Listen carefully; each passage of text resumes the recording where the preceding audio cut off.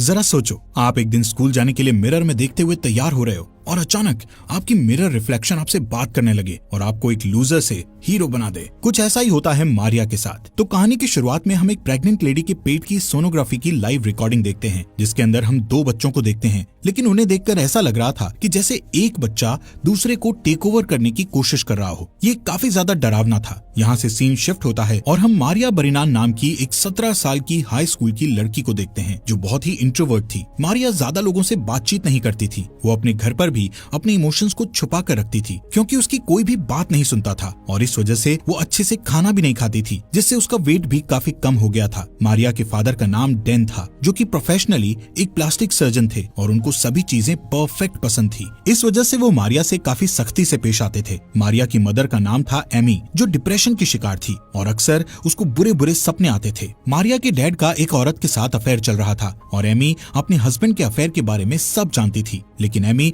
अपने हस्बैंड से ऐसे ट्रीट करती थी जैसे उसे कुछ पता न हो। स्कूल में मारिया को एक मार्क नाम का लड़का हमेशा परेशान करता रहता था और बाकी सब भी उस पर हंसते थे, क्योंकि वो लोगों से काफी दूर रहती थी। मारिया की एक बेस्ट फ्रेंड थी जिसका नाम था लिली, जिसके बॉयफ्रेंड सीन पर मारिया को क्रश था और इसीलिए वो लिली से जेलस फील करती थी। इस वजह से मारिया स्मोकिंग करने लगी थी। एक दिन अपने घर पर मारिया को अचानक से एक सोनोग्राफ इमेज दिखाई देती है, जिसके अंदर ट्विंस बच्चे थे और ये एग्जैक्ट वही इमेज थी जो हमें मूवी की शुरुआत में दिखाई गई थी। ठीक इसके कुछ दिन बाद से ही मारिया को अपने मिरर रिफ्लेक्शन से आवाजें आना शुरू हो जाती हैं और अक्सर मारिया अपनी मिरर रिफ्लेक्शन को अलग चीजें करते देखती थी, जिससे शुरू में तो मारिया को बहुत डर लगता है, लेकिन धीरे धीरे मारिया अपनी मिरर इमेज से बातें करने लगती है। उसकी मिरर इमेज मारिया को अपना नाम आयरम बताती है। आयरम मारिया के मुकाबले काफी ज्यादा ब्यूटीफुल, चार्मिंग एंड कॉन्फिडेंट थी। बेसिकली मारिया जैसे बनना चाहती थी, आयरम के अंदर वही सारी खूबियां थी। वो दोनों आपस में बहुत बातें करने लगते हैं। मारिया को फील होता है कि फाइनली कोई तो उसे मिला जो उसकी बातें और फीलिंग्स को समझता है। यहाँ से सीन शिफ्ट होता है और हम देखते हैं कि मारिया को प्रॉम नाइट में जाने के लिए उसके पेरेंट्स फोर्स कर रहे थे, लेकिन मारिया श्योर नहीं थी कि वो किसके साथ प्रॉम नाइट पर जाएगी। प्रॉम नाइट में आइस स्केटिंग डांस करना था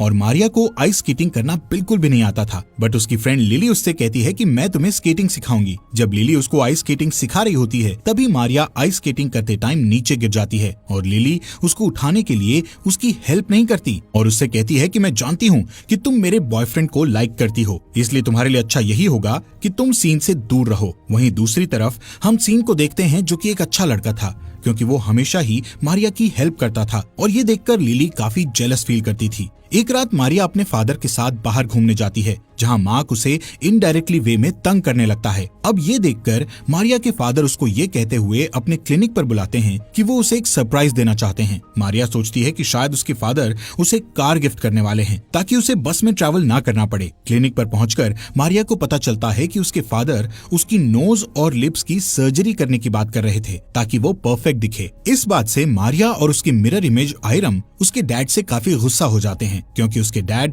हमेशा परफेक्शन के पीछे भागते रहते थे और कभी भी मारिया को प्यार नहीं करते थे। खैर, अब मारिया प्रॉम नाइट में जाने के लिए तैयार हो जाती है, लेकिन प्रॉम नाइट में मार्क सबके सामने उसकी काफी इंसल्ट करता है, जिससे वो रोते हुए वॉशरूम में चली जाती है और अपनी मिरर इमेज आयरम से अपनी जगह बदल लेती है, ताकि आयरम उसकी सारी प्रॉब्लम्स को सॉल्व कर दे। अब आयरम फाइनली बाहर आ जाती है और वो मारिया की जगह लेकर सभी से बदला लेना शुरू करती है। सबसे पहले वो मार्क को अपनी तरफ अट्रैक्ट करके फीमेल शावर रूम में ले जाकर उसका घुटना हॉकी स्टिक से तोड़ देती है, जिसके बाद मार्क मारिया को कभी भी तंग नहीं करता। घर पर आने के बाद उसके पेरेंट्स देखते हैं कि उसका नेचर बदला बदला सा लग रहा है। वो सही से खाना खा रही थी, अब बाकी दुनिया के लिए तो वो मारिया ही थी, लेकिन किसी को ये नहीं पता था कि आयरम ने मारिया की जगह ले ली है। दूसरी तरफ मारिया भी बहुत खुश थी कि अब सभी चीजें सही हो रही हैं, लेकिन यहाँ से सब नॉर्मल नहीं रहने वाला था। आयरम अपने डैड के क्लिनिक पे जाकर वहाँ अपनी मॉम एमी और अपने डैड डैन की गर्लफ्रेंड को कॉल करके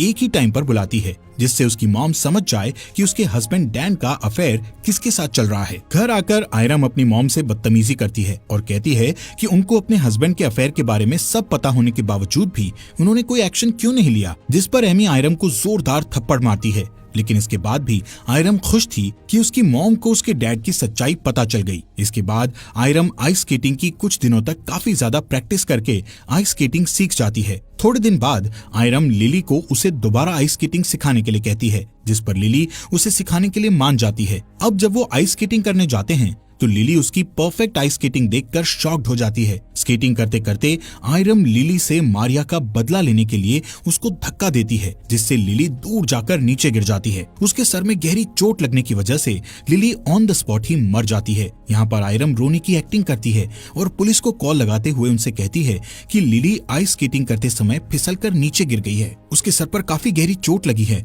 और मुझे लगता है कि शायद वो मर गई है। वहीं हम फोन की रिफ्लेक्शन में मारिया को रोता हुआ देखते हैं, क्योंकि वो ये सब नहीं चाहती थी। कुछ टाइम बाद लिली की बॉडी को दफनाया जा रहा था। वहाँ पर उसका बॉयफ्रेंड सीन भी था और आयरम उसे गौर से देख रही थी। वहीं पुलिस लिली के मरने के बाद उसकी इन्वेस्टिगेशन करती है, जहां पर उसका शक सीधा आयरम पर जाता है, क्योंकि लिली एक बहुत बढ़िया आइस स्केटिंग चैंपियन थी और उसका इस तरह बर्फ से फिसलकर मरना नामुमकिन था। यहाँ से आयरम सीधा सीन के घर जाती है, जहां वो सीन से कहती है कि वो उसको बहुत लाइक करती है। इसके बाद वो दोनों इंटीमेट होने लगते हैं। इससे मारिया का इविल रूप यानी आयरम मारिया की बॉडी का इस्तेमाल करके अपनी इच्छाएं पूरी कर रही थी।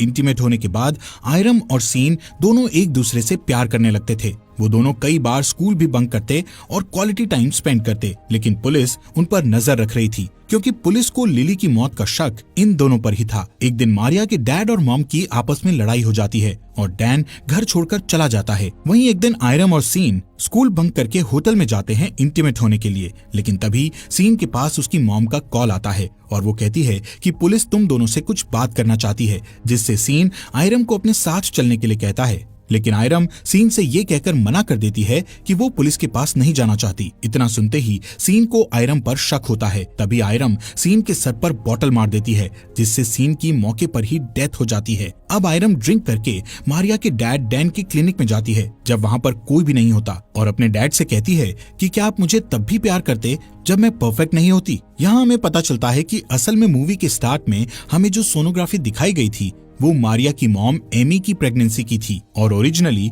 मारिया की एक ट्विन सिस्टर थी, जिसको हम आयरम कह सकते हैं। अब जब वो दोनों पैदा हुई थी तो मारिया तो बिल्कुल नॉर्मल थी, लेकिन आयरम में एबनॉर्मलिटी और फिजिकल डिफॉर्मिटीज थी। अब जैसा कि हम जानते हैं कि डैन को शुरुआत से ही चीजें परफेक्ट पसंद थी, तो इसी वजह से उसने आयरम को जिंदा ही घर के आगे दफना दिया, और ये सब विदाउट एमी की परमिशन के हुआ था, जिस वजह से आयरम की आत्मा मिरर वर्ल्ड में ही फंस गई थी। और जब मारिया बड़ी हुई तो आयरम ने उसकी बॉडी पर टेक ओवर कर लिया। यहाँ पर डैन उसको जवाब देता है कि हाँ, मैं तुम्हें तब भी इतना ही प्यार करता अगर तुम परफेक्ट ना भी होती। डैन का झूठ सुनकर आयरम डैन का गला काट देती है, जिससे डैन उसी समय मर जाता है। अब आयरम बाहर जाते हुए बार बार मारिया का नाम ले रही थी ताकि वो उससे बात करे, लेकिन मारिया अब उसको मिरर रिफ्लेक्शन में नजर नहीं आती थी, जिससे हमें पता चलता है कि आयरम कोई और नहीं बल्कि मारिया की कमियों की ही रिफ्लेक्शन थी, जो कि उसके सबकॉन्शियस माइंड की रिफ्लेक्शन थी। जब उसने वो सोनोग्राफी की इमेज देखी थी तो उस टाइम उसने ये सब सोचा था और उसको पता था कि उसकी एक सिस्टर थी जिसको जिंदा ही दफन कर दिया गया था, जिसकी वजह से उसके ब्रेन ने ये सब इमेजिन किया था। यहाँ पर असल में मारिया ही थी जिसने ये सब किया था, इसीलिए उसके पेरेंट्स शुरू से ही उसके लिए काफी परेशान रहते थे। उसका वेट भी इसीलिए कम हो रहा था क्योंकि वो दिमाग से थोड़ी डिस्टर्ब हो चुकी थी, और अब आयरम की सारी पर्सनालिटीज मारिया की पर्सनालिटी से जुड़ चुकी थी। इसके बाद मारिया अपने घर में आकर अपनी मॉम एमी के पास आकर लेट जाती है, और हम कुछ मिरर्ड बस शॉट में देखते हैं कि वहाँ पर एमी के साथ 2 लड़कियां लेटी हुई थी, जो कि ये सिग्निफाई करता है कि मारिया ने अब ट्विंस की पर्सनालिटी ले ली है और अब वो सब कुछ करने के लिए रेडी है। दोस्तों, हमारे फॉक्स एक्सप्लेनर हिंदी चैनल को सब्सक्राइब करना मत भूलना।